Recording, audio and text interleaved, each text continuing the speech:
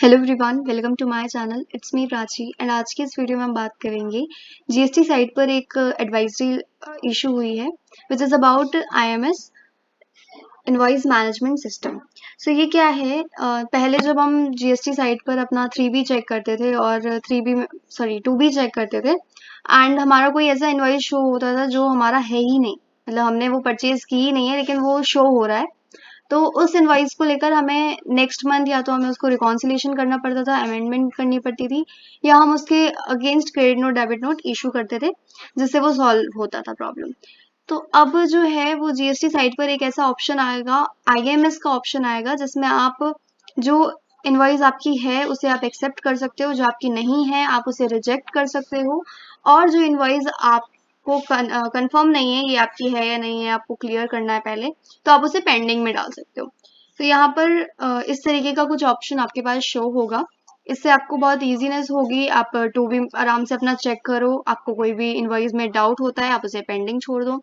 आपने अगर कोई ऐसा इनवॉइस है जो आपका है ही नहीं तो आप उसको आराम से रिजेक्ट कर सकते हो। तो यहाँ पे एक्सेप्ट, रिजेक्ट और पेंडिंग इनवॉइसेस का ऑप्शन आपके पास शो होगा। पहले ऐसा कोई भी ऑप्शन नहीं होता था लेकिन अब से ये स्टार्ट हो गया है। और इन द केस अगर आपकी सारी इनवॉइसेस जो हैं वो सही हैं, यानी कि 3B 2B में, जीएसटीआर 2B में आपकी जितनी भी इनवॉइसेस शो हो रही हैं वो सारी आपकी हैं, तो आप उस पर कोई भी एक्शन नहीं लोगे। No action taken. अगर आपने कोई भी एक्शन उस पर नहीं लिया, ना आपने एक्सेप्ट किया, ना रिजेक्ट किया, ना आपने पेंडिंग किया है, तो एज इट इज जो इनवॉइसेस सारी हैं वो आपकी आईटीसी में काउंट होंगी। आप उस पूरी आईटीसी का क्लेम कर सकते हो। So I think it's very useful कि आप आराम से अपना चेक कर सकते हैं, आप उसको रिजेक्ट एक्सेप्ट कर सकते हैं। आपको कोई भी नेक्स्ट मंथ का वेट नहीं करना पड़ेगा, आपको उसको रिकॉन्सिलेशन अमेंडमेंट वाली कोई भी प्रॉब्लम नहीं होगी, आपको डेबिट नोट इशू नहीं करना पड़ेगा, क्रेडिट नोट इशू नहीं करना पड़ेगा। So it's very easy. अब हम देखते हैं कि इसका वर्क कैसा है, वर्क कैसे करेगा। तो पहले मैं लॉगिन करती हूँ, उसके बाद मैं आपको दिखाती हूँ। तो यहाँ पर मैंने लॉगिन कर लिया है and now we will go to return dashboard. और नवंबर का मंथ चल रहा है इसलिए हम अक्टूबर सेलेक्ट करेंगे, सर्च करेंगे एंड यहाँ पर हमारी 2B शो हो रही है, इसे व्यू करेंगे। उसके बाद आप देख सकते हो ये आईटीसी है जो मेरी है, लेकिन इसमें से मुझे एक इनवॉइस जो है वो रिजेक्ट करनी है। So I will go to IMS dashboard. यहाँ पर ऑप्शन दिख रहा है ओपन आईएमएस डैशबोर्ड। पहले ही कोई भी ऑप्शन नहीं था यहाँ पर, अब ये न्यू ऑप्शंस यहाँ पर आ गए। ठीक है, उसके बाद यहाँ पर आप देख सकते हो एक्सेप्टेड कितने हैं वो ऑप्शन दिखा रहा है, रिजेक्टेड कितने हैं, पेंडिंग कितने हैं, वो सारी चीजें यहाँ पर दिखा रहा है। तो फिलहाल मैंने कुछ भी एक्सेप्ट नहीं किया, रिजेक्ट नहीं किया, ना ही कोई पेंडिंग में डाला है, तो यहाँ पर सारे जीरो दिखा रहे हैं। उसके बाद B2B इनवॉइसेस में यहाँ पर मेरे 108 इनवॉइसेस शो हो रहे हैं, जिसे मैं क्लिक करूंगी तो इस तरीके का इंटरफेस आपके पास आएगा, जहाँ पर जैसे मान लो मुझे ये वाला जो इनवॉइस है इसको मुझे रिजेक्ट करना है। ठीक है, तो मैं क्या करूंगी, इस रेड वाले ऑप्शन पर, रिजेक्ट वाले ऑप्शन पर जहां पर R लिखा हुआ है, इस सर्कल पे मैं क्लिक करूंगी एंड ये इनवॉइस रिजेक्ट हो जाएगा। ठीक है, ये तो रही बात एक नॉर्मल इंटरफेस की, लेकिन कुछ कुछ जीएसटी नंबर पर जब हम लॉगिन कर रहे हैं तो इस तरीके का इंटरफेस नहीं आ रहा है। तो वहां पर क्या करेंगे, आई विल शो यू। तो यहाँ पर मैंने दूसरे जीएसटी नंबर से लॉगिन कर लिया है। Now I will go to return dashboard.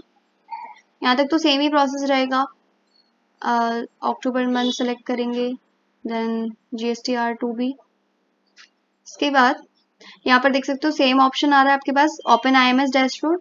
यहाँ पर आप क्लिक करोगे and you can see here I have 549 invoices in this GST number. तो यहाँ पर मैं 549 पर क्लिक करूंगी और आपको ये वाला इंटरफेस शो होगा। पहले हमारे पास क्या हो रहा था, सारी इनवॉइसेस आ रही थी, उसमें आगे ऑप्शंस थे एक्सेप्ट, रिजेक्ट एंड पेंडिंग के।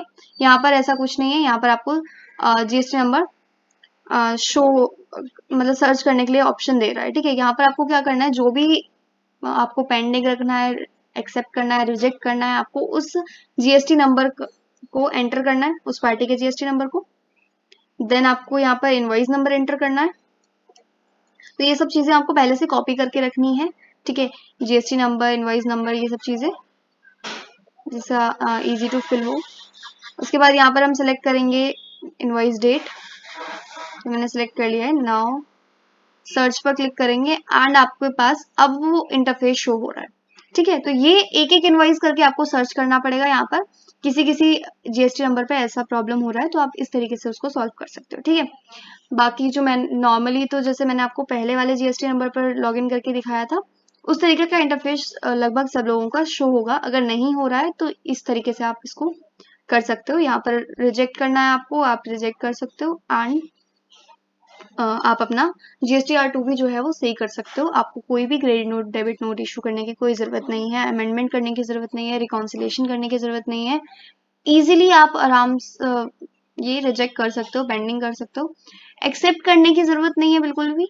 अगर आप एक्सेप्ट नहीं करना चाहते हो, अगर आपका GST नंबर जो है इनवॉइस नंबर जो है आपका बिल्कुल करेक्ट है, आपका वो इनवॉइस आपकी है, तो आपको एक्सेप्ट करने की ज़रूरत नहीं है। अगर आप एक्सेप्ट नहीं करोगे तो वो इसको डाल देगा नो एक्शन में। ठीक है, जैसे हम यहाँ शो कर रहे थे नो एक्शन टेकन में डाल देगा। और अगर आपने कोई भी एक्शन नहीं लिया है तो एज इट इज जो आपकी GSTR2B है वो फिल आउट हो जाएगी और GSTR2B में जितने भी इनवॉइसेस हैं सबका आप क्लेम कर पाओगे। ठीक है, सबकी ITC आप क्लेम कर पाओगे। So this was all about our today's video. I hope this is helpful for you.